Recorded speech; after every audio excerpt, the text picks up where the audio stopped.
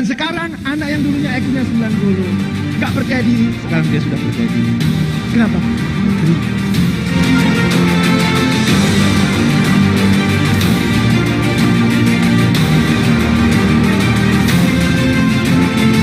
Yes.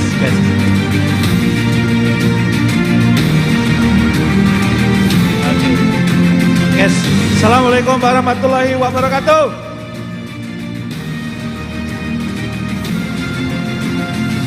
Alhamdulillahirabbil alamin. Allahumma sholli ala sayyidina Muhammad wa ala ali sayyidina Muhammad. Ilahi anta maksudi waridhoka matlubi. Alhamdulillah hari ini kita melihat pertunjukan yang luar biasa ya. Sepasang suami istri menjalankan bisnis dan sukses. Yang pertama Pak Tony dan Ibu membuat SR12 sukses. Tepuk tangan buat Pak Tony dan Ibu Asrianti. Dan yang kedua tentu buat Pak Aris dan Ibu Fitri. Tepuk tangan yang meriah lagi. Kayaknya kalau kayak gini temanya bukan hanya Kartini. Ya, ini kayaknya pasangan yang sakinah mawadah warohmah. Sepakat? Ya, supaya semangat gimana kalau ditanya sepakat jawabannya setuju, kalau ditanya setuju jawabannya sepakat. Dan teriak sekeras-kerasnya. Kenapa? Teriakan keras bisa mengurangi stres. Pak Jamil, saya nggak stres. Gampang untuk menandai apakah Anda stres atau tidak. Orang stres biasanya ditandai 3 hal. Yang pertama, sering sariawan. Yang kedua, sering sakit perut. Dan yang ketiga, ngantuan. Jadi kalau selama sesi ini ada yang bolak-balik ngantuk kemungkinan salah satu cara mengurangi dengan cara mumpung boleh teriak sekeras-kerasnya. Sepakat? Setuju? Bukti bahwa Anda senang-senang, tolong berikan senyum terindah buat kanan kirinya dulu silahkan. Iya. Senyum ini mudah? Mudah? Gratis? Maka saya punya hipotesis, orang yang jarang senyum biasanya jarang traktir, ya. Yang gratis saja pelit, apalagi yang bayar. Maka selama sesi dengan saya kita sepakat senang-senang, sepakat senyum, sepakat? Setuju? Masih semangat? Kalau gitu saya tes semangatnya. Tepuk semangat!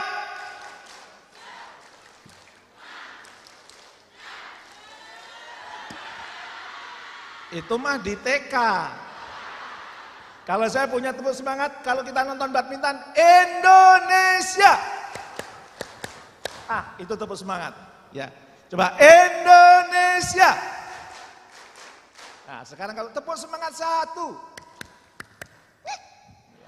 Tepuk semangat 1. Ya, sekarang kalau tepuk semangat 2. Wah, keluarin ababnya. Ya. Tepuk semangat 2. Oke, tepuk tangan buat kita semuanya ya. Baik, saya diminta untuk sharing kali ini. Dan sebelum sharing izinkan saya memperkenalkan diri dulu. Ya, nama saya Jamil Azaini, nama asli saya Jamil. Sehari-hari saya sebagai seorang pengusaha, inspirator dan juga membina 3R. Trainer, leader, entrepreneur. Jadi kalau di sini ada yang mau jadi trainer boleh belajar sama saya. Hampir semua trainer yang sekarang hebat muncul di Indonesia itu didikan saya. Ya, makasih. Ada yang mau jadi leader juga boleh. Saya kebetulan sekarang mendampingi leader dari berbagai BUMN, perusahaan-perusahaan swasta, dan saya juga membina entrepreneur UKM, usaha kecil miliaran, ya. Dulu modalnya 1 juta, 3 juta, 2 juta. Alhamdulillah Desember 2021 kami konsolidasi di Jawa Tengah, total asetnya sudah lebih dari 12,4 triliun, lumayan ya. Tepuk tangan buat kita semuanya. Silakan kamu mau belajar. Pak, saya sudah terlambat Pak, boleh nggak saya titip anak saya? Boleh. Ibu-ibu boleh titip putranya kepada saya. Syaratnya 10 bulan. 10 bulan saya didik ya di tempat saya, lulus dari situ punya 4 keahlian. Yang pertama, leadershipnya bagus. Yang kedua, public speakingnya oke. Yang ketiga, wawasan bisnisnya bagus. Dan yang keempat, hafal Al-Quran 30 juz. Iya. Dan gratis, gak usah bayar. Pak, nanti kurang gizi. Insya Allah gizinya dijamin. Pak, nanti dijadikan alat untuk nyari sumbangan. Insya Allah gak nyari sumbangan. Terus dibiayai dari mana? Dibiayai dari keuntungan-keuntungan bisnis yang saya jalani. Jadi silakan. Ya, kok kita tepuk tangan buat kita semuanya? Yang mau daftar silakan, sekarang sedang pembukaan ya. Nanti ditutup tanggal 20 Juli, angkatan yang ke-10. Jadi sudah 10 tahun program ini saya jalankan. Dan alhamdulillah lulusan-lulusannya banyak yang dapat beasiswa ke Eropa, ada yang dapat beasiswa ke Turki, ada yang ke Al-Azhar, ada yang ke Mekah, Madinah, ada juga yang dapat beasiswa di Brunei Darussalam. Kalau di Indonesia kebanyakan melanjutkan S1, S2 di UI ataupun IPB. Jadi silahkan kalau mau mendaftar sekarang masih buka. Alamatnya di mana? Nanti saya jelaskan. Dan saya sudah nulis 12 buku dan alhamdulillah 11 bukunya bestseller. Barangkali itu perkenalan ringkas saya. Siap mulai? Kalau gitu tangan kanannya diangkat. Tangan kanannya diangkat. Tepukan di sebelah kanannya dan ikuti kata-kata saya. Friend, acara sudah dimulai. HP-nya di silent. Disimpan. Jangan WhatsApp-an di sini. Apalagi nerima telepon. Oke, sekarang tangan kirinya. Friend, thank you ya friend. Kalau lihat saya main HP, jangan sungkan-sungkan. Cubit aja. Dan saya ikhlas. Kalau HP saya bunyi, jadi door prize. Gimana kalau selama sesi ini kita buat kesepakatan, kalau ada HP yang bunyi, HP-nya kita ambil jadikan door prize. Sepakat? Setuju? Oke, kita mulai. Ya, baik. Rezeki itu sudah dijamin sama Allah, betul? Tapi mengapa masih banyak yang kekurangan, masih banyak yang terjebak hutang dan terjebak lingkaran setan keuangan, tambal sulam sana kemari. Bahkan banyak orang yang terjebak pinjol. Mudah-mudahan yang di sini tidak termasuk. Amin. Mengapa terjadi? Kok bisa-bisanya ya? Kayaknya bisnisnya bareng, omsetnya juga mirip-mirip. Kok yang satu bebas hutang, yang satu utangnya masih banyak. Kenapa itu? Kenapa? Oke, kita pelajari proses pembentukan nasib seseorang. Nasib seseorang itu dipengaruhi oleh apa? Dipengaruhi oleh karakter. Karakter seseorang dipengaruhi oleh apa? Oleh kebiasaan. Kebiasaan seseorang dipengaruhi oleh apa? Oleh tindakan. Tindakan seseorang dipengaruhi oleh apa? Pikiran. Pikiran seseorang dipengaruhi oleh apa? Perasaan. Berarti kalau kita mau bicara nasib, yang paling menentukan yang mana? Perasaan dan pikiran. Maka kalau ada orang punya perasaan, hei aku iki turunan wong kere, bapakku kere, mbahku kere, saudaraku kere, neng balungku ana tulisannya kere.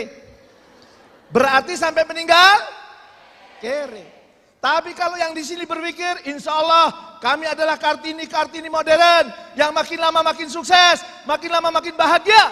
Maka di sini makin sukses, makin bahagia. Tepuk tangan buat kita semuanya. Maka hari ini saya nggak akan bicara banyak-banyak, karena yang menentukan nasib seseorang adalah perasaan dan pikiran. Hari ini saya akan bicara tentang perasaan dan pikiran. Termasuk perasaan pikiran, kalau Bapak dan Ibu titip kepada saya putra-putrinya, pasti yang saya benarin adalah urusan perasaan dan pikiran. Bahkan urusan menjodohkan orang, yang saya benahi adalah perasaan dan pikiran. Ada wanita datang ke saya, Babe, dia manggil saya Babe. Ada Pak, kenapa laki-laki yang melamarku selalu laki-laki brengsek? Saya bilang, laki-laki yang berikutnya juga laki-laki brengsek. Loh Babe jahat banget. Bukankah perasaanmu mengatakan bahwa laki-laki yang datang melamarmu laki-laki brengsek? Maka kemudian pikiranmu akan mengundang laki-laki yang? Tindakan yang mengundang laki-laki yang? Kebiasaan mengundang laki-laki yang? Karakter mengundang laki-laki yang? Nasibnya jabat laki brengsek. Terus gimana Be? Mau nggak dapat yang ganteng? Mau. Kalau gitu ikuti kata-kata saya. Laki-laki yang melamarku adalah laki-laki yang tampan, mapan, menjadi imam di dunia, menyelamatkan di akhirat. Ya Babe, nggak ada lah laki-laki kayak gitu. Kalau kamu bilang nggak ada. Kalau kamu bilang ada. Mau nggak? Boleh deh nyoba. Akhirnya dia ngikuti saya. Laki-laki yang melamarku adalah laki-laki yang tampan, mapan, menjadi imam di dunia, menyelamatkan di akhirat. Ulangi. Laki-laki yang melamarku adalah laki-laki yang tampan, mapan, menjadi imam dunia, menyelamatkan di akhirat. Setelah dia mengurangi beberapa belas kali, akhirnya saya tanya, apa arti tampan buat kamu? Tampan itu B, kalau diajak kondangan, digandeng, gak malu-maluin B. Saya baru tahu juga definisi tampan itu ya. Mapan itu apa? Mapan itu saya perlu apa aja ada B. Oke. Menjadi imam di dunia, bisa jadi imam sholat di rumah dan rujukan ilmu B. Menyelamatkan di akhirat, tidak pernah membawa barang haram ke rumah B. Oke, kalau gitu ulangi dengan penuh perasaan. Dan wanita itu mengucapkan, laki-laki yang melamarku adalah laki-laki yang tampan, sambil nangis dia. Mapan, menjadi imam di dunia, menyelamatkan di akhirat. Dan bulan November tahun 2021, saya menjadi saksi pernikahan wanita ini. Dia dapat laki-laki yang tampan, mapan karena sudah punya satu perusahaan, bahkan dia anak orang kaya di Pekanbaru, kemudian soleh dan insya Allah menyelamatkan di akhirat. Maka begitu saya datang ke pernikahannya, dia bilang, B, thank you ya B, terima kasih ya B. Kenapa? Ternyata ada laki-laki yang tampan, mapan, menjadi imam di dunia, insya Allah menyelamatkan di akhirat B. Dan itu adalah pasangan ke-30 yang saya jodohkan. Saya sudah menjodohkan 32 pasangan. Sekarang sedang mencari mangsa yang ke-33. Ada yang mau dijodohin di sini? Prinsip nyari jodoh gampang. Jangan pernah cari yang beda keyakinan. Maksudnya apa? Anda yakin mau, yang sono yakin nggak mau. Ya, nggak ketemu. Berarti kalau nasib kita mau berubah, yang diubah pertama kali apa? Setelah itu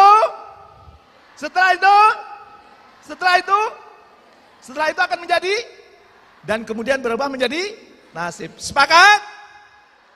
Setuju? Indonesia. Tepuk semangat satu. Oke, kalau gitu kita bahas yang pertama, perasaan. Gimana sih supaya perasaan kita itu selalu good mood sehingga rezeki datang kepada kita? Ada istilah namanya taking in the good. Apa istilahnya? Kurang keras. Apa istilahnya? Apa maksudnya taking in the good?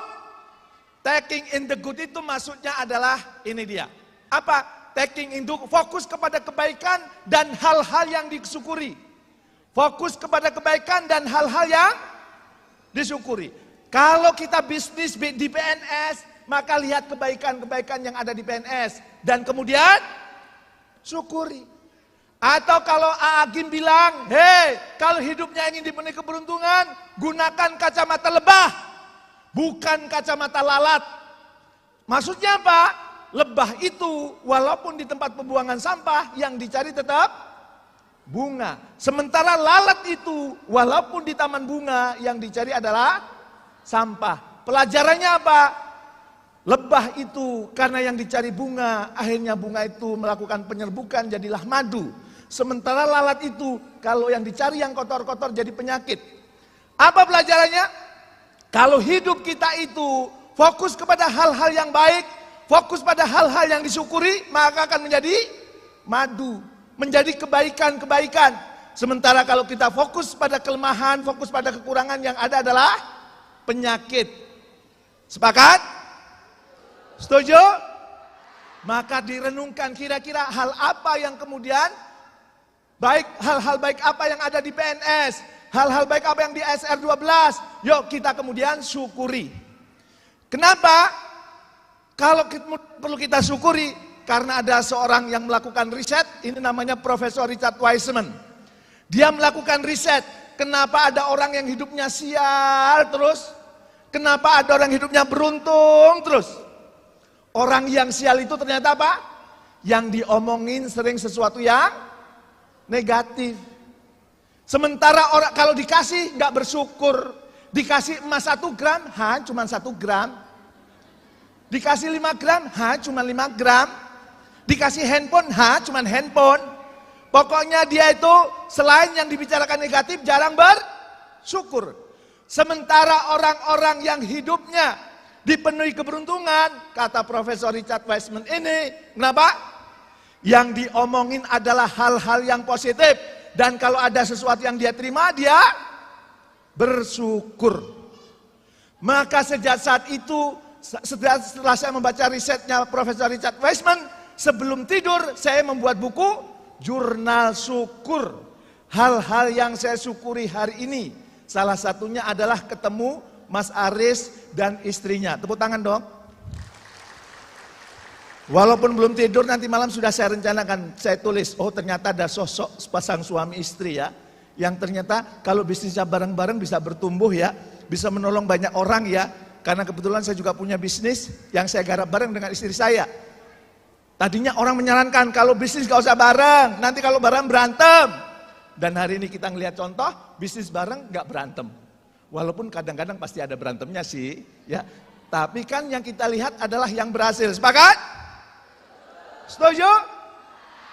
Mungkin sebagian Anda mengatakan, Pak, hidup tidak semudah cocote trainer. Ya. Tidak semuanya mudah, Pak. Tidak semuanya bisa disyukuri, Pak. Gimana, Pak?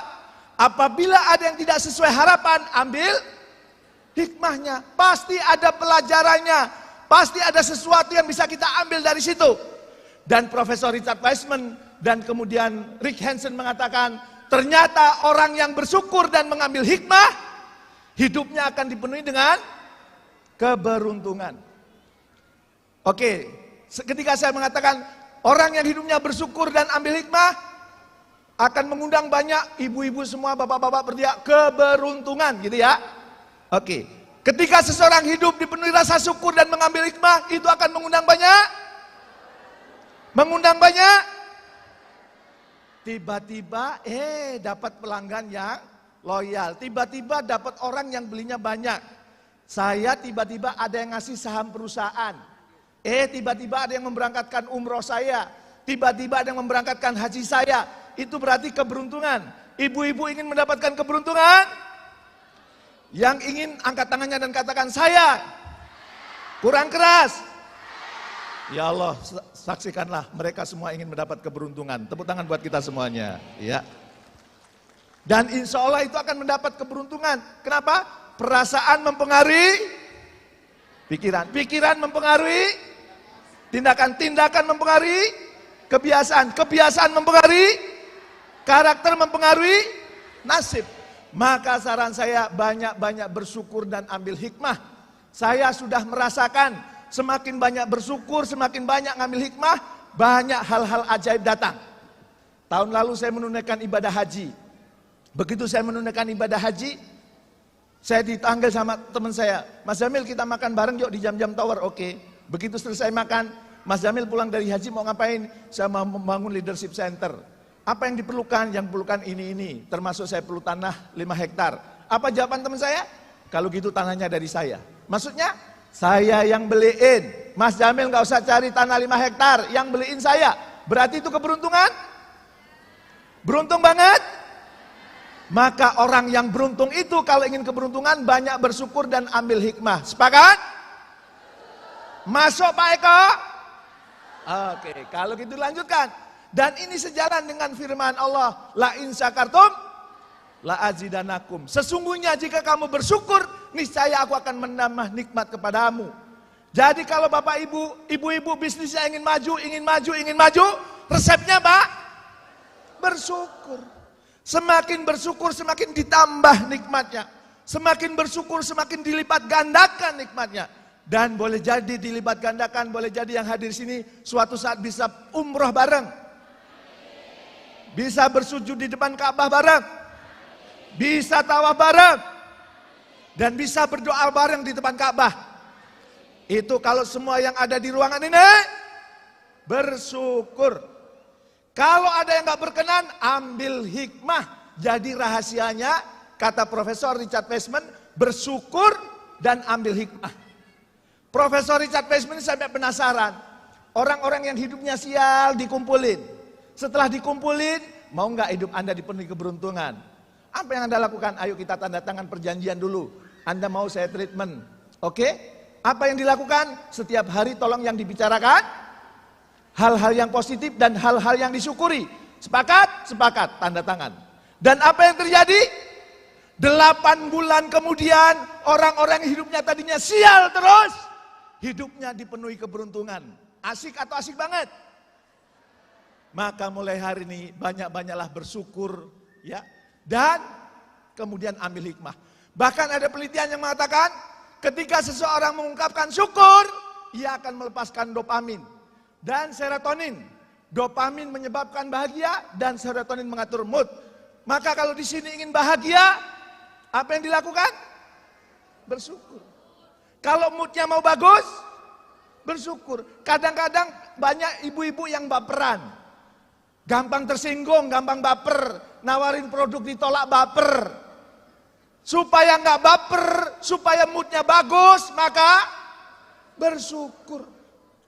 Maka saya ingin mengajukan pertanyaan. Ayo latih otot syukur kita. Ya, nih. Selama Anda berbisnis dengan PNS, hal positif apa yang sudah Anda rasakan dan sangat Anda syukuri? Banyak yang sudah Anda dapatkan? Banyak yang sudah Anda syukuri? Coba renungkan, kira-kira setelah bergabung dengan PNS, ada yang 5 tahun, ada yang lebih 5 tahun. Nah, ini sekarang ulang tahun yang kelima. Ya, kira-kira apa hal-hal positif yang sudah Anda rasakan dan sangat Anda syukuri? Apa? Hikmat, apa lagi? Boleh maju Pak? Ada yang mau maju, mau sharing? Siapa yang mau maju, mau sharing? Hal-hal positif apa yang kemudian sudah didapat? Siapa yang mau sharing? Yang mau sharing dapat hadiah dari saya, 100.000 cash. Ada? Maju. Kita beri tepuk tangan buat Ibu. Iya. Naik di panggung Bu. Sebutkan namanya. Sudah berapa lama bisnis dengan PNS? Dan apa hal positif yang sudah Anda rasakan dan Anda sangat syukuri? Silahkan. Assalamualaikum warahmatullahi wabarakatuh. Nama saya Sari Rotunasihah, asalnya dari Jepara. Saya timnya Mbak Jana dan Bu distributornya Mbak Arifah. Saya bergabung jadi PNS Group baru bulan April 2023. Nah, hal apa yang saya sudah syukuri mengikuti bisnis ini tidak hanya mengejar dunia aja, tapi juga mengejar akhirat. Seperti tadi di pembukaan juga pakai Asmaul Husna itu terasa sangat adem. Terus alhamdulillah bisa mendapat uang tambahan jajan. Apalagi? Ada lagi? Banyak ini kenal orang-orang dari banyak daerah. Berarti karena kenal banyak orang, jadi semakin positif hidupnya? Iya. Oke, ceritain siapa yang kenal di sini? Di sini alhamdulillah saya kenal Bu Fitri Mutiah kemarin karena ikut kelasnya Mbak Arifah. Oke, dapat 100.000. Iya. Makasih. Bener kata Pak Wawan glowing. Sudah menikah Mbak? Belum? Saya punya anak loh. Saya punya anak 5. Anak yang pertama saya sekarang tinggal di Jerman. Suaminya orang Jerman. Anak yang kedua saya pebisnis di Bandung. Nah, anak ketiga saya nih, ya, yang kayaknya cocok nih, ya. Sekarang sedang kuliah di Jepang, ya. Insya Allah akhir tahun nanti kembali ke Indonesia, ya. Anak keempat saya baru wisuda dari IPB, ya. Juga lagi nyari jodoh. Boleh jadi kalau mau besanan, ya. Dia mencari suami yang tingginya di atas 180. Karena dia tingginya 176 ya. Dan anak bungsu saya baru menikah bulan Maret kemarin. Dia ingin menikah muda, usianya 19 tahun sudah menikah. Ya. Oke. Oke, berarti ketika Anda bergabung dengan PNS banyak hal positif yang Anda dapat? Banyak? Yang banyak angkat tangannya dan katakan banyak. Banyak hal yang Anda syukuri? Tepuk tangan dong buat kita semuanya. Nah, taking in the good itu juga bukan hanya bersyukur kalau Anda punya perasaan negatif, ubah menjadi positif, bahkan kemudian ditutup dengan doa. Contohnya hal negatif apa? Misalnya ada orang yang punya pikiran, ya, yang negatif itu misalnya begini, saya merasa bisnis kecantikan sekarang sangat susah, banyak pesaing. Ada yang punya perasaan begini? Ada? Berarti ini negatif. Kalau perasaannya negatif, pikirannya jadi negatif. Nanti tindakannya jadi tindakannya negatif. Kebiasaannya jadi kebiasaannya negatif. Dan akhirnya karakternya negatif, nasibnya jadi negatif. Maka kalau ada perasaan yang negatif ini, ubah menjadi, misalnya gini, saya merasa sekarang banyak peluang. Dan di dalam kata peluang ada kata uang. Ternyata banyak uang di sekitar saya. bisnis kecantikan itu mengasyikkan. Tepuk tangan dong buat kita semuanya. Coba kita baca yang positif ya. Saya merasa sekarang banyak peluang, ulangi. Dan di dalam kata peluang ada kata uang. Ternyata banyak uang di sekitar saya. Bisnis kecantikan itu mengasyikkan. Tepuk tangan buat kita semuanya. Nah, karena supaya tadi saya ngomong sama Mas Aris, ternyata ini bukan hanya sekedar bisnis. Dan itu tadi dibuktikan ya. Oh, di dalam bisnis ada spiritual. Maka jangan lupa ditutup dengan doa. Supaya yang ini makin kuat. Doanya itu dengan doa penuh syukur. Kaitannya dengan yang tadi supaya makin banyak bersyukur. Misalnya begini, ya Rob, terima kasih Engkau tunjukkan aku banyak peluang. Aku ini hambamu, mohon pertolonganmu agar bisa menangkap peluang menjadi uang. Membantu banyak orang semakin percaya diri, karena glowing kan jadi percaya diri. Dan ya Allah, terima kasih ya Allah, nikmatmu begitu berlimpah. Kalau kita punya urutan yang kayak gini, maka suasana batin kita menjadi suasana yang positif. Jadi bisnisnya jadi enjoy. Kenapa? Yang negatif diubah menjadi positif. Setelah positif ditutup dengan doa. Ya Rob, terima kasih. Engkau tunjukkan aku banyak peluang. Aku ini hambamu, mohon pertolonganmu agar bisa menangkap peluang menjadi uang. Membantu banyak orang semakin percaya diri ya Allah. Terima kasih ya Allah, nikmatmu begitu berlimpah. Kalau begitu asik atau asik banget? Sudahlah kemudian kita makin positif, kita insya Allah disayang sama Allah. Dan insya Allah bisnis kita akan terus berkembang. Sepakat? Setuju? Indonesia. Tepuk semangat 2. Oke, lanjut ya. Nah, bukan hanya taking in the good. Kalau kita menata perasaan, kita juga loving kindness. Saya senang tadi ngeliat video. Walaupun bukan artis Bu Fitri, gayanya udah kayak artis. Ya. Dan saya senang juga di situ ada judul buku saya, Tuhan inilah proposal hidupku. Ya Bu, ya. Dan kemudian ada kata cinta-cinta. Berarti memang bisnis ini sejalan dengan apa yang saya sampaikan. Bukan hanya bersyukur, tapi loving kindness. Loving kindness itu apa? Cinta kita. Menjalankan bisnis karena cinta. Tadi saya ngobrol sama Mas Aris. Menjalankan karena cinta. Kenapa? Supaya orang punya banyak penghasilan. Selain penghasilannya meningkat, glowing, tambah cantik.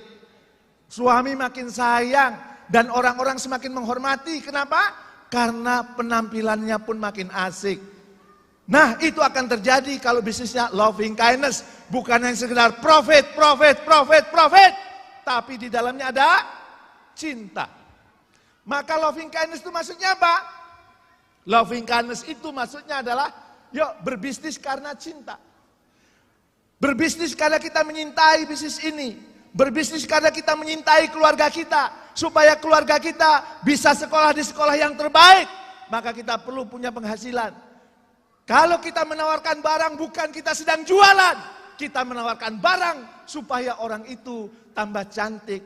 Supaya mereka hidupnya makin harmonis. Karena apa? Karena penampilan orang-orang di dalamnya makin cantik. Berarti kita itu berbisnis karena cinta. Bukan hanya sekedar untung-untung. Sebab kalau kita untung-untung, kita dikejar target. Akhirnya apa? Boleh jadi menghalalkan segala cara. Tapi kalau yang ada di perasaan kita adalah, oke, saya bisnis ini ingin membantu banyak orang makin cantik. Saya ingin melakukan bisnis ini supaya orang dapat penghasilan tambahan. Saya melakukan bisnis ini supaya keluarga saling menyayangi. Kenapa? Karena penampilannya semakin menarik. Dan saya melakukan bisnis ini juga supaya apa? Ada penghasilan tambahan, bahkan ada penghasilan utama. Yang itu saya bisa menyekolahkan anak-anak di sekolah terbaik. Bisa menghidupi keluarga dengan kehidupan yang terbaik. Itu terjadi kalau bisnisnya didasari kurang keras. Kalau bisnisnya didasari, oke, pertanyaan saya, pernah nawarin barang ditolak? Gak usah khawatir.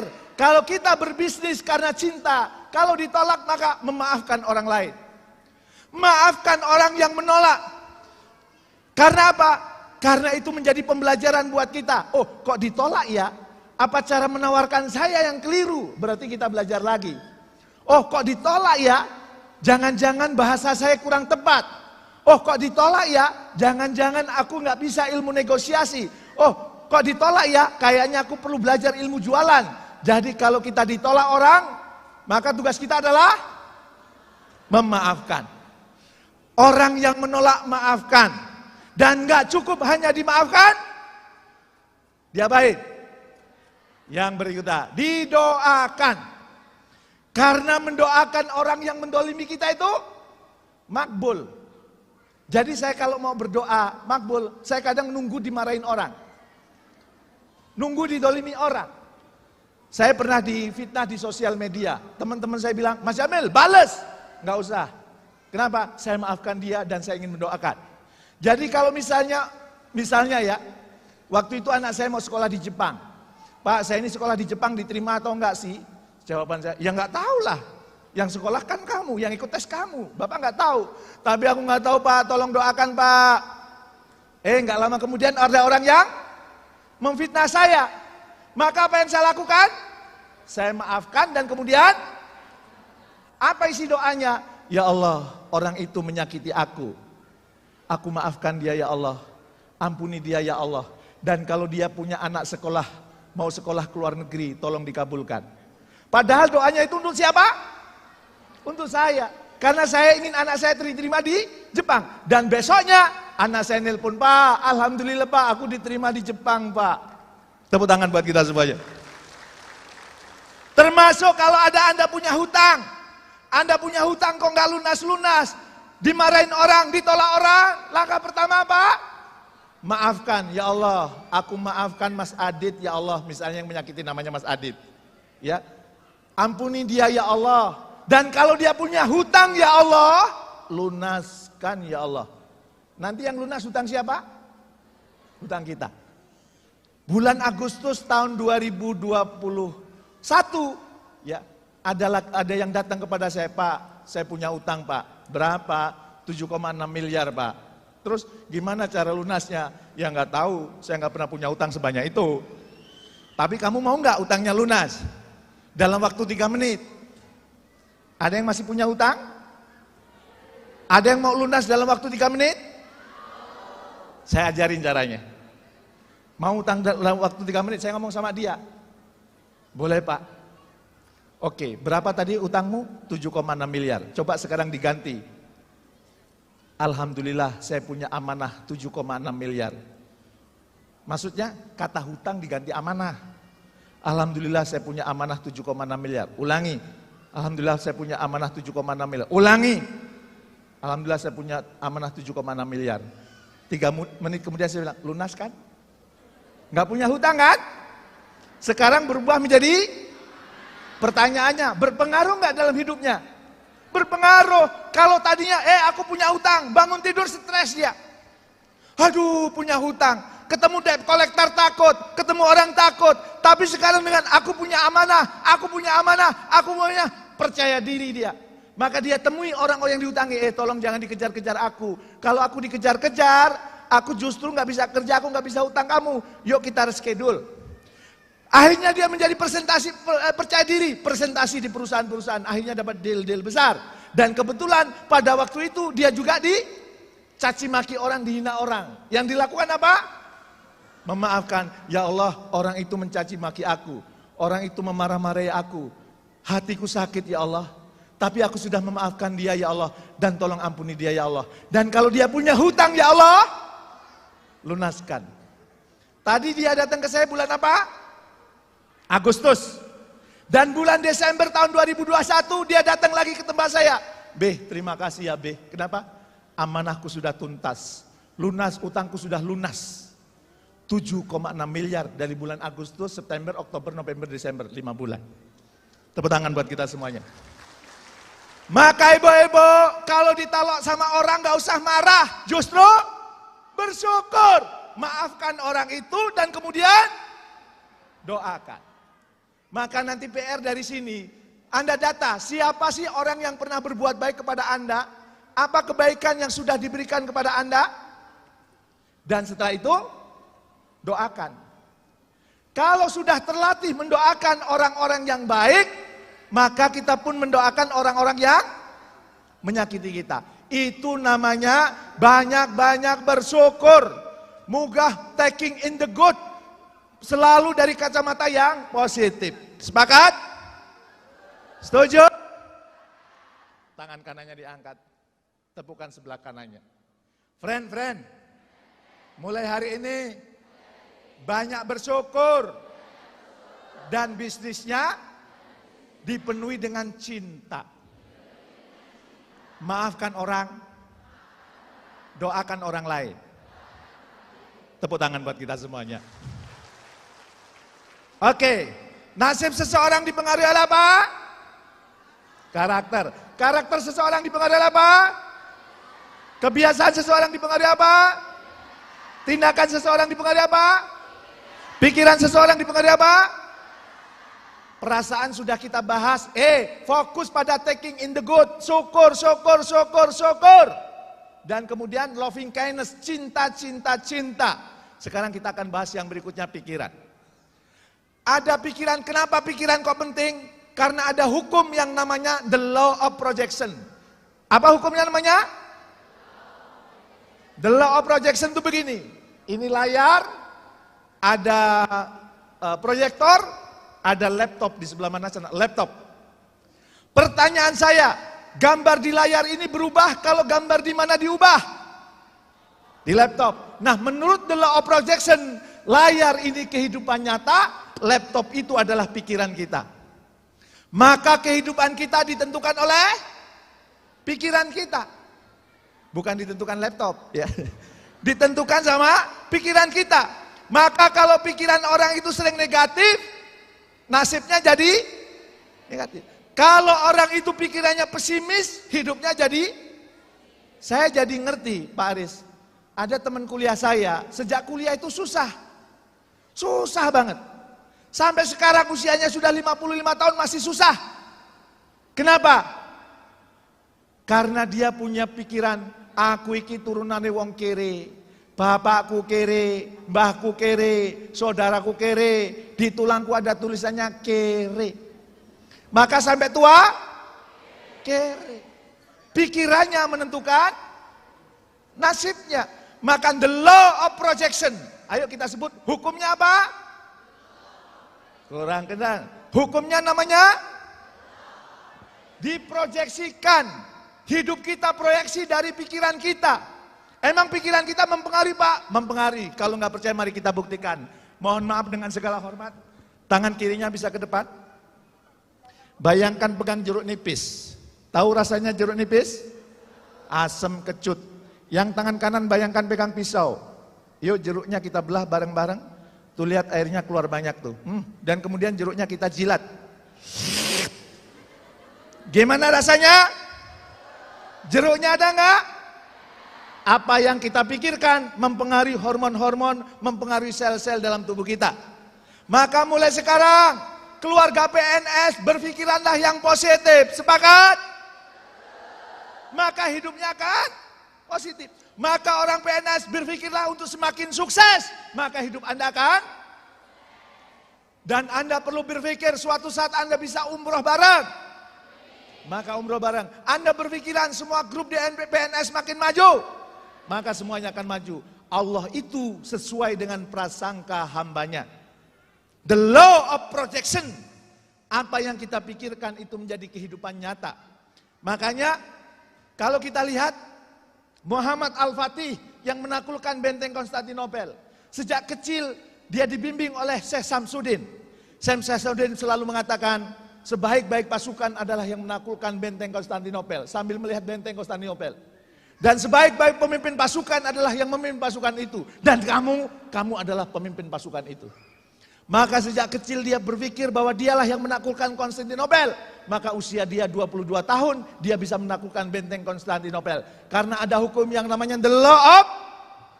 Kalau dalam bahasa agama Allah sesuai dengan prasangka hambanya. Bungkus. Masuk Pak Eko. Nah kita lihat. The law of projection bisa mengantarkan anak miskin menjadi sukses. bisa menyemangati banyak orang, mengantarkan orang bangkit jauh lebih baik. Saya mau cerita ya, ada seorang yang sangat miskin hidupnya di Lampung, tinggalnya di tengah hutan. Tapi sang bapak ini, walaupun nggak ngerti hukum the law of projection ini, dia mempraktekannya. Dengan cara apa? Setiap mau tidur anak-anaknya dipanggil, sini nak kumpul. Dan begitu kumpul apa yang disampaikan? Nah, memang kita miskin harta, tapi jangan pernah miskin cita-cita. Setiap malam yang diomongin begitu terus. Nah, memang kita miskin harta, tapi jangan pernah miskin cita-cita. Cita-cita itu the law of projection, masa depannya. Maka salah satu di antara anaknya itu setelah sering mendengar bapaknya ngomong begitu, kalau membeli buku tulis, halaman depan ditulis. Namanya ditulis, kemudian cita-citanya insinyur pertanian. Kenapa dia ingin menjadi insinyur pertanian? Karena waktu itu dia hidup di dekat PTP 10, perkebunan karet. Orang yang sangat dihormati, orang yang sangat disegani adalah administrator kebun. Dan hampir semua administrator kebun adalah insinyur pertanian. Maka ketika SD diminta maju oleh gurunya untuk membacakan cita-citanya, dia maju. Dia kenalkan namanya dan kemudian dia mengatakan, cita-citaku insinyur pertanian. Maka teman sekelasnya ketawa. Anak ewang melarat ada jadi insinyur pertanian. Gak mungkin lah, gak mungkin. Bahkan gurunya manggil, nak, iya bu, kalau punya cita-cita jangan tinggi-tinggi. Itu bagai pungut merindukan bulan.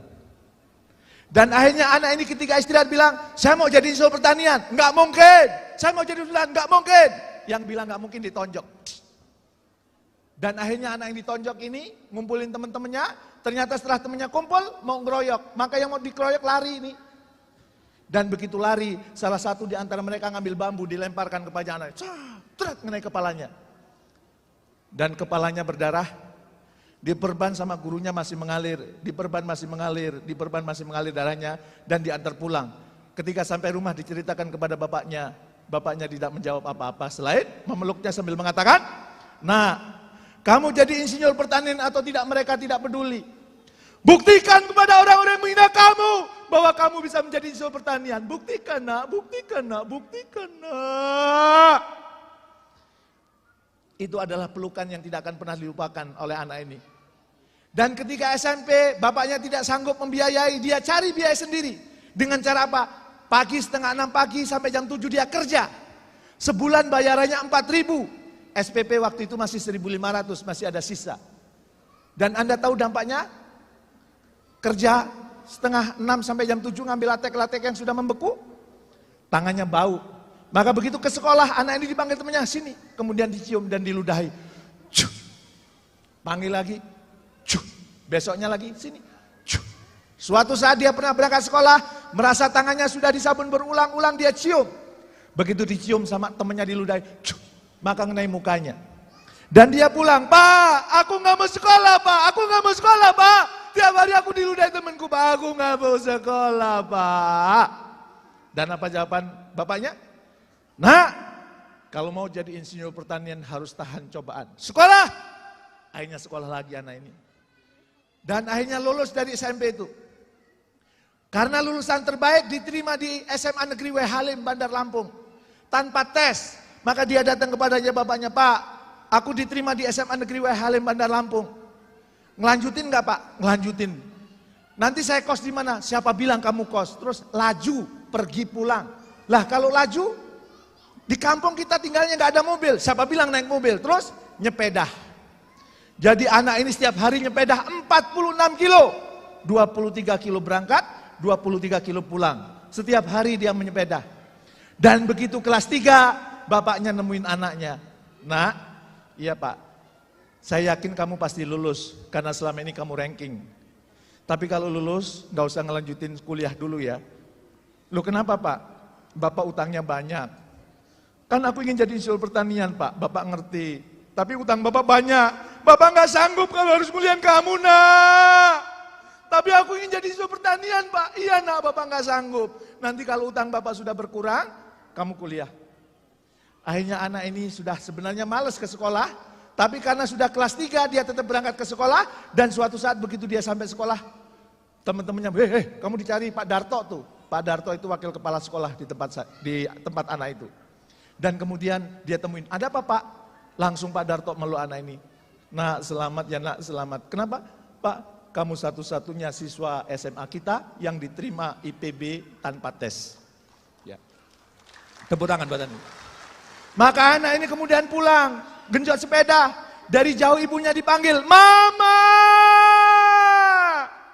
Bapak! Kayak sinetron itu ya. Akhirnya dia ketemu bapaknya. Pak, ya. Kata bapak waktu itu saya nggak boleh ngelanjutin kuliah.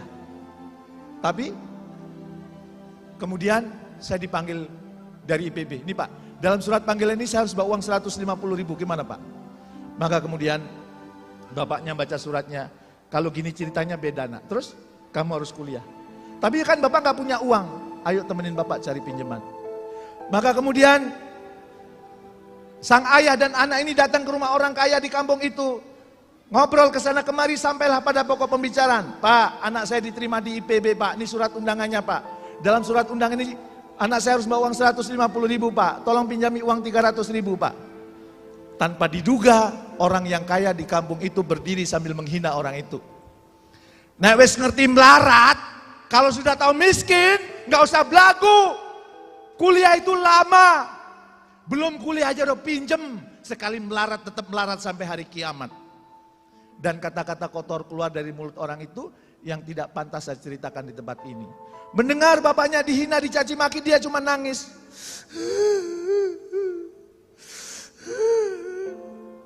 Dan melihat anaknya nangis, tanpa diduga bapaknya berdiri sambil mukul meja. Bapak nggak usah sombong. Jangan mentang-mentang kaya menghina saya enaknya. Saya miskin Pak, tapi saya punya harga diri Pak. Saya miskin di sini Pak, tapi perlu Bapak ketahui, tanah saya masih luas. Permisi. Maka kemudian sang ayah ini pulang bonceng anaknya. Di tengah jalan anaknya tanya, Pak, tadi Bapak bilang tanah kita masih luas. Tanah yang mana? Sambil ngejot sepeda bapaknya jawab, itu Pulau Jawa. Mendengar jawaban itu sang anak mukul dari belakang, Pak, kenapa Bapak bohong? Saya nggak suka Bapak bohong. Selama ini saya nggak boleh bohong sama Bapak. Dan saya pernah ditempeleng sama Bapak kena bohong. Tapi kenapa hari ini Bapak bohong? Saya nggak suka, saya nggak suka, saya nggak suka, saya nggak suka, saya nggak suka. Dan begitu dipukul berulang-ulang, bapaknya menghentikan jotan sepeda, dia turun dari sepeda dan dia peluk anaknya dengan mengatakan, Nah, baru kali ini Bapak dihina di depan anak Bapak, nah. Bapak malu, nak. Bapak harus menjaga harga diri keluarga, nak. Kamu harus menjadi insinyur pertanian, nak. Dan akhirnya 3 hari kemudian sang anak ini diantar oleh kakaknya ke Bogor. Sampai Bogor kakaknya berkata, Dek, Bapak, Mama, Masmu udah cari pinjaman kemana-mana. Ini dapatnya di dalam amplop. Begitu dibuka, Mas, cuman 164.000 Mas ya. Lah aku kosnya di mana Mas? Aku makannya di mana Mas? Kata Bapak, kalau mau jadi insinyur pertanian harus tahan banting. Iya tapi aku kosnya di mana? Kata Bapak, kalau kamu nggak dapat tumpangan, nginep aja dulu di mes. Maka anak ini akhirnya waktu kuliah nginepnya di masjid. Ya. Dan akhirnya setelah 5 tahun menjalani kuliah, anak ini mendapat gelar insinyur pertanian. Gelar terakhir yang boleh dipakai di IPB. Karena setelah itu gelarnya sudah bukan insinyur pertanian, tapi SP, sarjana pertanian. Dan anak ini adalah saya. Ya. Bapak saya belum mengerti the law of projection, tapi dia mempraktekkan dengan cara apa? Memang kita miskin harta, tapi jangan pernah miskin cita-cita. Maka ibu-ibu, bapak-bapak, biarkan anak-anak kita punya cita-cita yang tinggi. Itu the law of projection. Menyemangati anak kita. Pertanyaannya, mengapa banyak orang susah untuk semakin maju? Kenapa? Karena saya ingin mengenalkan konsep ini. Bagaimana caranya menjinakkan gajah liar? Gimana? Tembak bius, pingsan dia. Begitu pingsan, pawangnya bawa rantai kapal. Tahu rantai kapal? Besar? Akhirnya kaki gajahnya diikat pakai rantai kapal.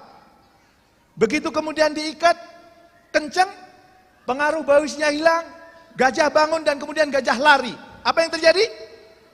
Jatuh, karena di kakinya ada rantai. Bangun lagi, lari lagi. Apa yang terjadi? Jatuh lagi. Bangun lagi, lari lagi. Apa yang terjadi? Jatuh, capek dia. Pawangnya datang bawa makan yang tidak enak. Dimakan? Dimakan. Karena dia lapar. Begitu dia makan, sudah punya tenaga, dia lari lagi. Apa yang terjadi? Jatuh lagi. Bangun lagi, lari lagi. Apa yang terjadi? Jatuh lagi, capek dia. Dikasih makan lagi. Dan kejadian itu berulang-ulang selama 2 minggu. Dan setelah 2 minggu, rantai kapalnya dilepas dari kaki gajah. Diganti dengan tali rapia. Pertanyaan saya, gajahnya lari atau tidak? Tidak. Pertanyaan saya, dia nggak lari. Lantas kenapa? Apakah di kakinya masih ada rantainya? Rantainya pindah kemana? Rantainya pindah ke pikirannya. Ngapain aku lari? Kan sudah ada yang ngasih makan. Ngapain aku lari? Nanti jatuh. Dan ibu-ibu sekalian, bapak sekalian, yang punya rantai gajah bukan hanya gajah.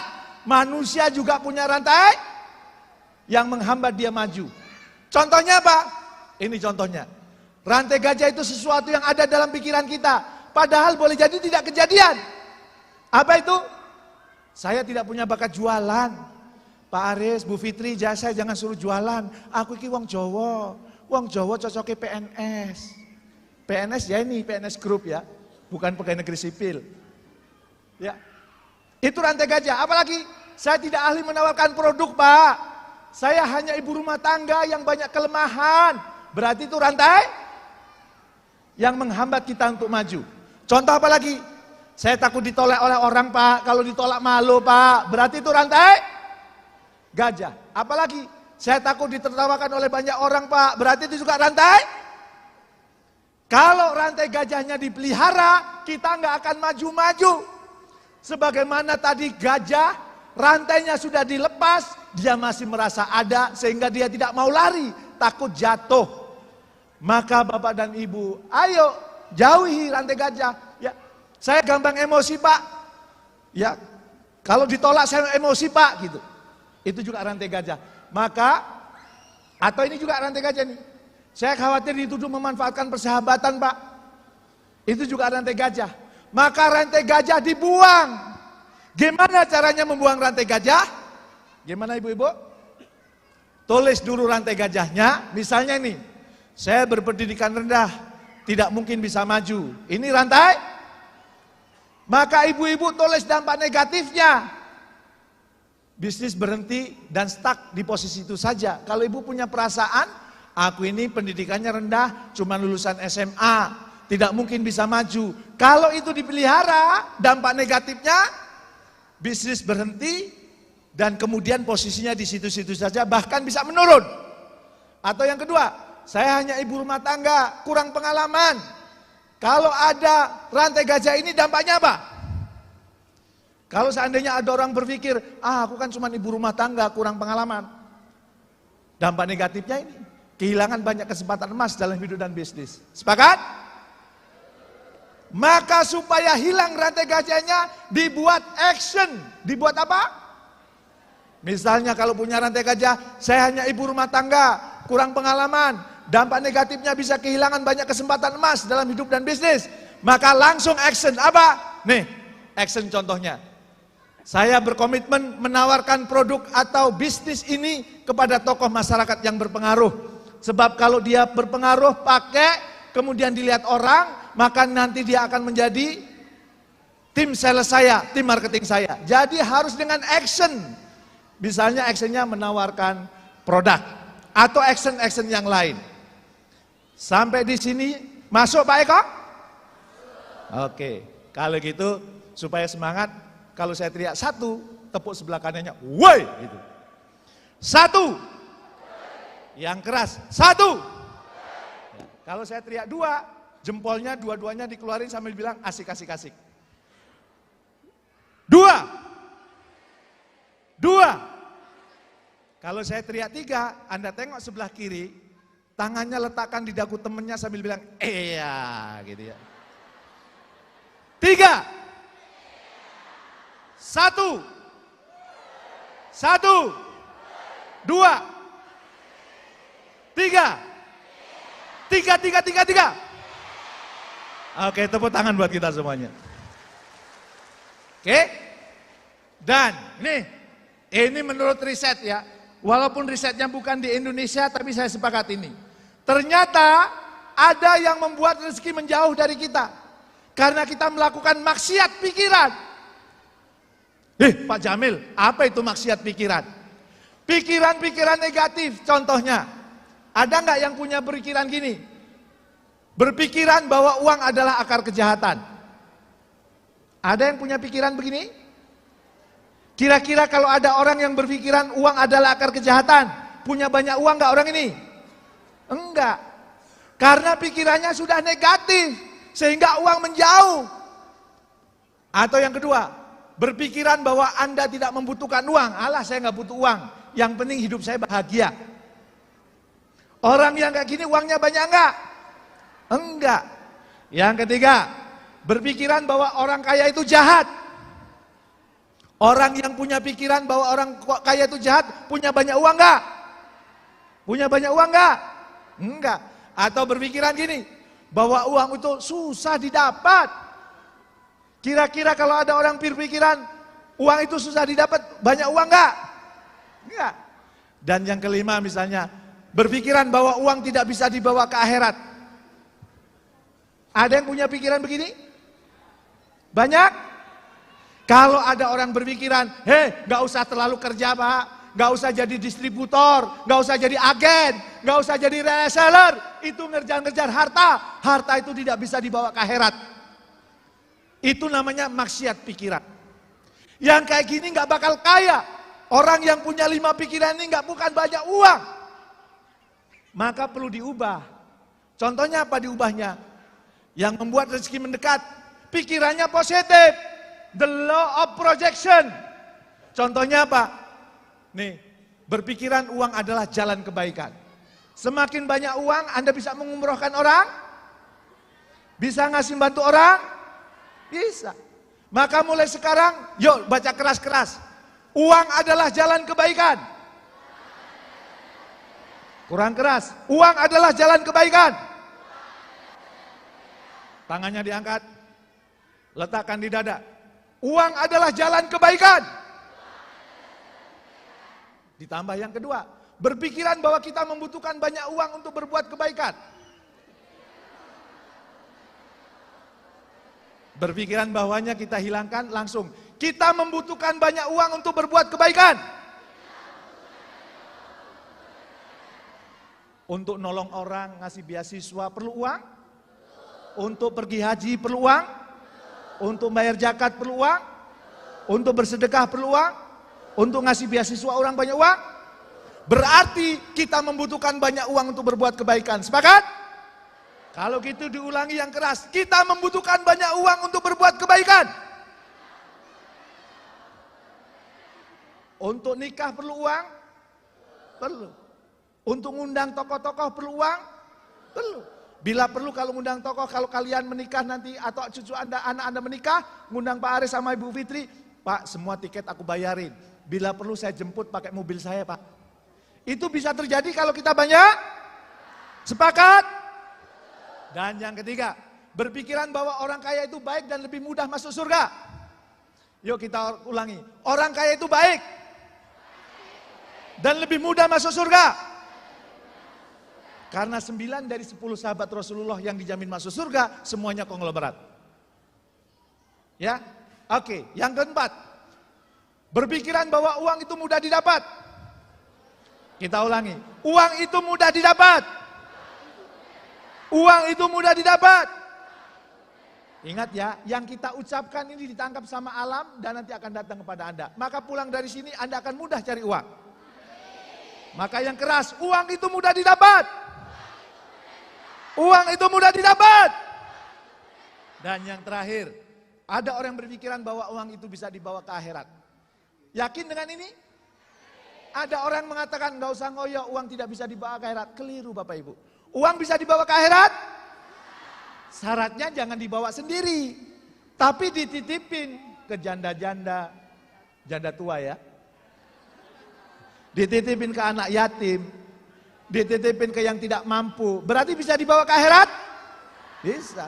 Maka ayo kita baca yang keras. Uang bisa dibawa ke akhirat. Uang bisa dibawa ke akhirat. Yang keras, uang bisa dibawa ke akhirat. Syaratnya dititipin. Oke, sekarang tangan kanannya diangkat. Tepukan sebelah kanannya. Friend, uang adalah jalan kebaikan. Kita membutuhkan banyak uang untuk berbuat kebaikan. Orang kaya itu baik dan lebih mudah masuk surga. Uang itu mudah didapat. Uang bisa dibawa ke akhirat. Sadar, friend. Sadar. Tepuk tangan buat kita semuanya. Bagaimana perasaan ibu-ibu setelah ada 5 ini? Yakin pulang dari sini bisa semakin kaya? Yakin pulang dari sini penjualannya jadi naik? Yakin Anda bisa menolong banyak orang? Ya Allah, saksikanlah ya Allah. Tepuk tangan buat kita semuanya. Oke. Yang berikutnya, untuk menguatkan the law of projection, maka biasakan membuat ini. Apa target bisnis Anda hingga 31 Desember 2023? Kira-kira target bisnis Anda sampai 31 Desember 2023 apa? Sudah punya bayangan? Targetnya apa? Kalau dari omset, kira-kira omsetnya berapa? Berapa? Oke, supaya lebih kuat, lebih afdol, coba targetnya sampai 31 Desember 2023 diceritain kepada kanan kirinya, silakan. Berapa targetnya?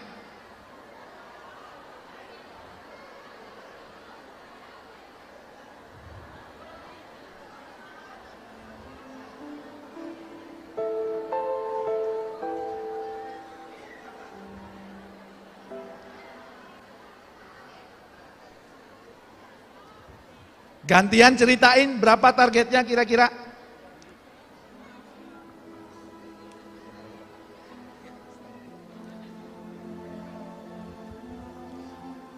Oke, kalau sudah diceritakan, yang kedua ini perlu Anda sampaikan juga. Klik, Mas, bantu klik Mas.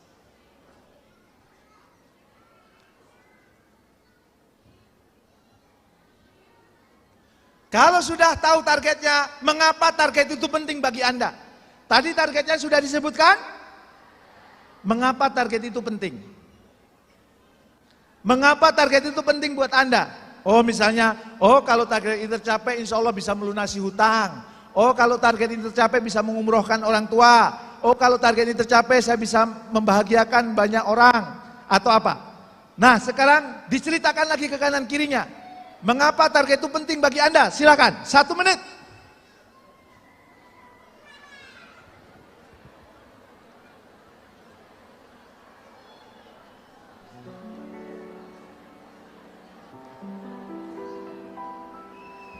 Oke, tepuk tangan dong buat kita semuanya. Indonesia. Tepuk semangat 1. Oke, kita lanjut ya. Oke, kalau kita bicara the law of projection, maka yang berikutnya, supaya kemudian kita pikirannya positif, makin maju, Anda perlu berpikiran growth mindset. Berpikiran apa? Ada 2 nih, ada fixed mindset, ada growth mindset. Yang melakukan penelitian namanya Carol Dweck. Carol Dweck itu melakukan riset. Kenapa ada orang yang hidupnya gagal terus? Ada orang hidupnya susah terus. Sementara ada orang hidupnya berhasil terus. Kata Carol Dweck, orang yang hidupnya gagal terus karena dia fixed mindset. Sementara orang yang makin sukses karena dia growth mindset. Pertanyaan saya, yang di ruangan ini fixed mindset atau growth mindset? Yakin? Mari kita lihat ukurannya. Pertama kalau dikasih tantangan. Orang yang fixed mindset kalau dikasih tantangan gimana? Menghindar, merasa tidak mampu. Jangan saya nggak sanggup. Itu namanya fixed mindset. Sementara orang growth mindset kalau dikasih tantangan gimana? Dia menerima sebagai pelajaran baru. Terima kasih saya dikasih tantangan ini. Terima kasih saya semakin bersemangat, saya semakin bergairah. Terima kasih itu nambah pengalaman saya. Berarti itu growth mindset, dikasih tantangan seneng. Kalau sudah dikasih tantangan biasanya ketemu apa? Hambatan. Orang yang fixed mindset kalau ketemu hambatan gimana? Mudah menyerah. Son, gagal maning, son. Sudah menyerah, sering mengeluh. Sementara orang yang growth mindset kalau ketemu hambatan gimana? Dia tahan menghadapi rintangan, gak mengeluh. Bahkan dia akan mengeluarkan quote. Pelaut yang ulung tidak akan lahir di laut yang tenang. Orang-orang yang hebat tidak akan pernah lahir dari orang yang tidak pernah mendapat cobaan dan ujian. Bahkan mungkin dia menggunakan metafor. Hei bapak-bapak, ibu-ibu, kalau kita naik sepeda biasa bukan sepeda listrik, sepedanya nggak digenjot tapi tetap jalan, itu artinya sepedanya nggak digenjot tapi tetap jalan. Di turunan. Sementara kalau sepeda itu harus digenjot supaya jalan berarti di tanjakan. Apa pelajarannya? Kalau hidup kita serba mudah, jangan-jangan kita sedang menurun. Tapi kalau kita perlu energi, mengeluarkan tenaga, jangan-jangan sedang menuju puncak kesuksesan. Tepuk tangan dong buat kita semuanya.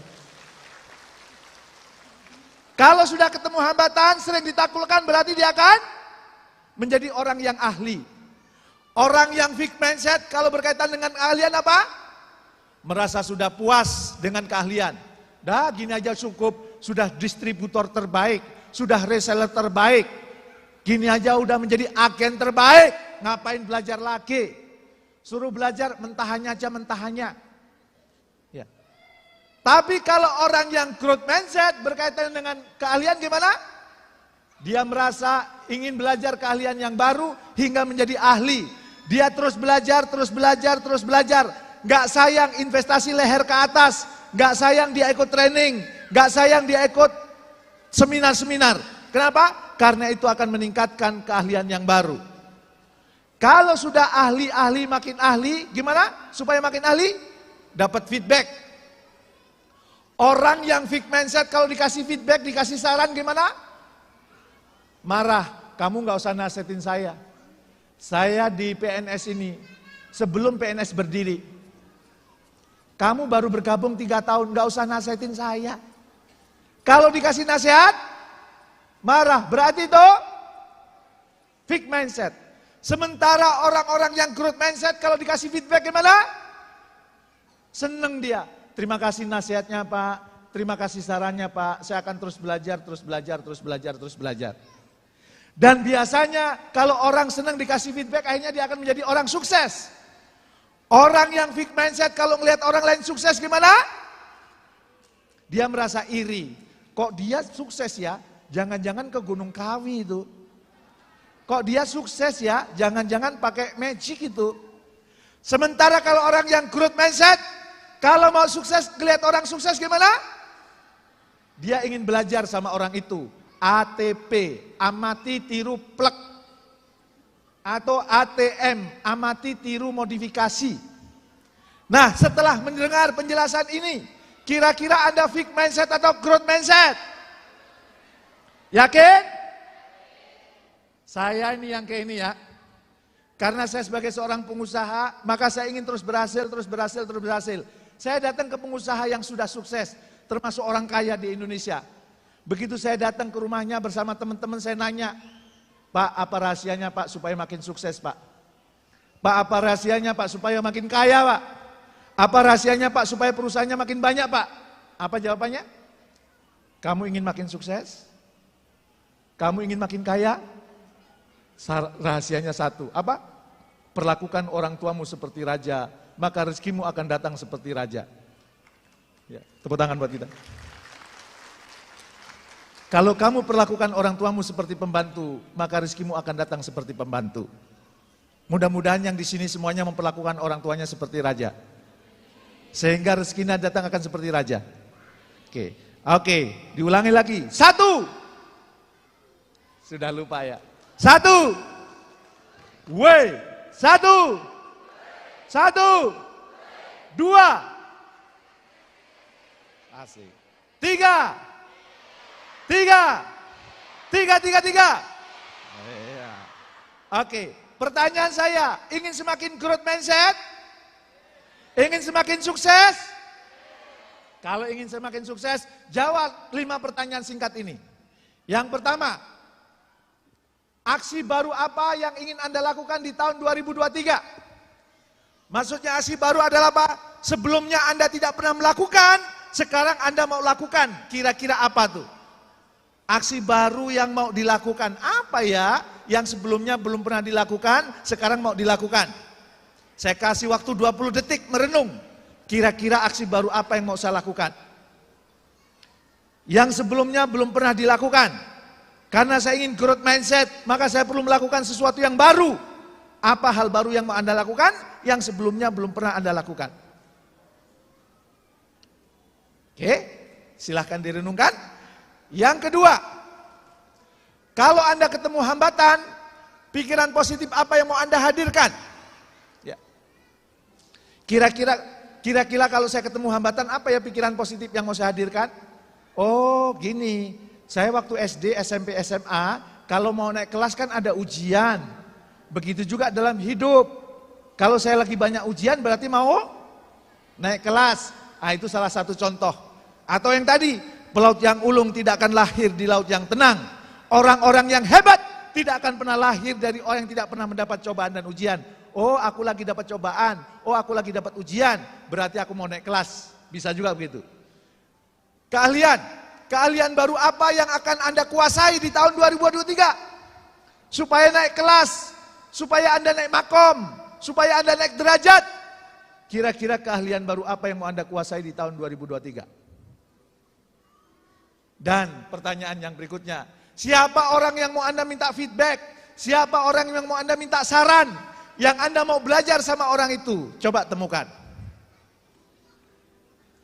Dan yang terakhir, siapa orang sukses yang mau Anda jadikan sumber inspirasi? Yang orangnya masih hidup, Anda bisa bertanya sama dia, Anda bisa ngobrol sama dia.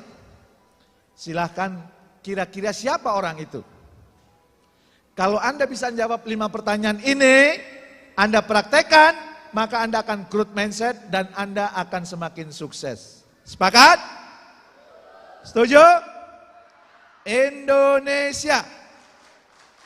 Tepuk semangat 1.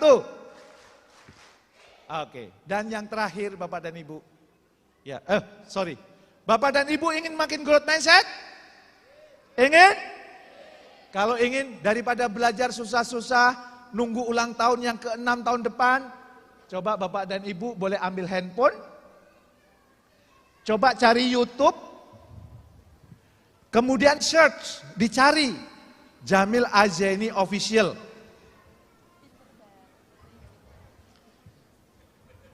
Ketemu? Kalau sudah ketemu, jangan lupa subscribe. Karena di video itu, di channel saya itu, setiap minggu ada 4 video inspiratif supaya hidup kita makin sukses, supaya hidup kita makin mulia. Setiap minggu ada 4 video, ada yang 4 menit, ada yang 10 menit, ada yang 1 jam. Silakan Anda pilih. Kalau Anda nggak semangat, Anda lagi down semangatnya, buka video itu, tonton. Sudah ada ratusan video di situ. Ya. Dan setiap seminggu saya berkomitmen mengeluarkan 4 video. Ya, kadang-kadang tercapai 4, kadang-kadang cuma 3. Ya, yang jelas setiap pekan pasti ada video. Ada yang cuma 4 menit, ada yang 12 menit, kecuali hari Sabtu. Hari Sabtu saya live jam 6 sampai jam 7. Judul acaranya Mengasah Hati. Mengasah Hati bersama Jamil Azzaini. Kenapa temanya mengasah hati? Karena hati yang mempengaruhi perasaan, perasaan mempengaruhi pikiran, pikiran mempengaruhi tindakan, tindakan mempengaruhi kebiasaan, kebiasaan mempengaruhi karakter, karakter mempengaruhi nasib. Oke ya? Silahkan. Gak mau juga gak apa-apa. Hidup itu pilihan. Tapi daripada Anda training bayar ke sana kemari, cukup nonton itu, insya Allah akan menginspirasi.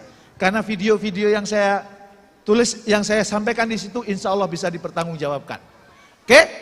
Yang terakhir, kalau sudah perasaannya ditata, pikirannya ditata. Jangan lupa bungkus dengan apa? Kenapa? Sebagai orang yang bergelut di dalam bisnis, Anda perlu tahu bahwa ada rezeki-rezeki yang diantar. Kalau Anda kerja, Anda jadi distributor, Anda jadi agen, Anda jadi reseller, itu Anda menjemput rezeki. Tapi ada rezeki-rezeki yang diantar ke rumah. Yang Anda duduk di rumah diantar.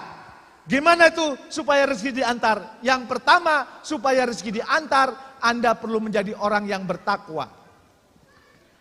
Orang yang selalu terikat dengan Allah. Allah dulu, Allah lagi, Allah terus. Kalau kita semakin bertakwa, rezekinya akan diantar. Sebagaimana dijanjikan Allah, insya Allah akan dibukakan jalan keluar. Punya masalah diselesaikan sama Allah kalau kita bertakwa. Perasaan kita sudah benar, pikiran kita sudah benar, maka bungkus dengan spiritualitas. Yang pertama takwa. Selain dibukakan jalan keluar, kita dapat rezeki dari arah yang tidak diduga-duga. Tahun 2005, saya menunaikan ibadah haji. Pembimbing saya Profesor Didin Hafiduddin nanya, Mas Jamil ya, penghasilannya bulan ini berapa? Kaget saya ditanya penghasilan. Kurang lebih sekian Ustadz. Bulan depan?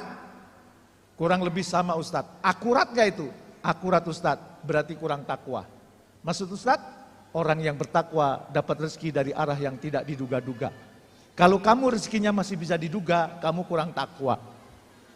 Yang hadir di sini rezekinya masih bisa diduga? Masih? Kalau masih berarti kurang takwa. Nah, orang yang bertakwa itu akan mendapat rezeki dari arah yang tidak diduga-duga. Tiba-tiba ada yang ngasih emas, tiba-tiba ada yang ngasih tanah, tiba-tiba ada yang ngasih saham saya 16%, ada yang ngasih saham 5%, rezeki yang tidak diduga-duga. Alhamdulillah ada yang memberangkatkan umroh, itu rezeki yang tidak diduga-duga. Dan orang yang bertakwa itu dimudahkan semua urusan. Urusan bisnis Anda dimudahkan, urusan Anda menangani klien-klien Anda dimudahkan, urusan menangani pelanggan-pelanggan dimudahkan. Itu kalau kita bertakwa. Min haitsu la yahtasib, dapat rezeki dari arah yang tidak diduga-duga. Maka Bapak dan Ibu, setelah perasaan kita tata, pikiran kita tata, jangan lupa dibungkus dengan spiritualitas. Jadilah orang yang bertakwa. Karena orang yang bertakwa akan mendapat rezeki dari arah yang tidak diduga-duga. Oke. Masuk Pak Eko?